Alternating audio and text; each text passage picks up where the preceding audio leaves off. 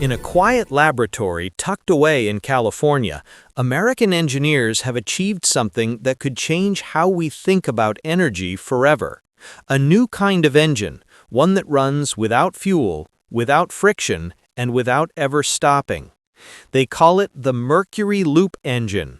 Unlike traditional engines that rely on combustion, this one doesn't burn a single drop of fuel.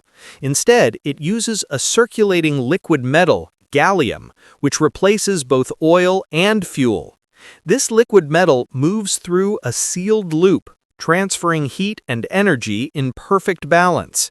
It acts as both the coolant and the conductor, keeping the entire system stable and self-sustaining.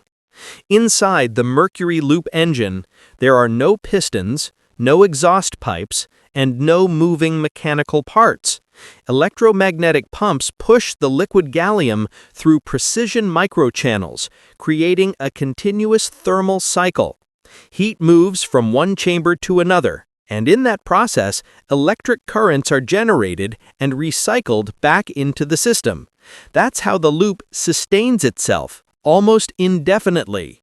During a recent test, engineers ran the prototype for over 4,800 hours straight, that's 200 days, without a single sign of wear, overheating, or decay. It remained perfectly balanced the entire time. They believe it could one day power deep space probes, underwater drones, or even entire smart cities, systems that can't afford to ever stop running. The U.S. Department of Energy has described it as a perpetual thermal reactor, not because it's nuclear, but because it maintains perfect energy equilibrium. No emissions, no maintenance, no refueling. Just continuous, clean power, potentially for decades. If this technology scales the way researchers believe it can, we might be looking at the birth of lifetime propulsion, engines that outlive the machines they power.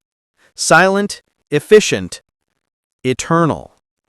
The future of energy might not burn. It might simply flow.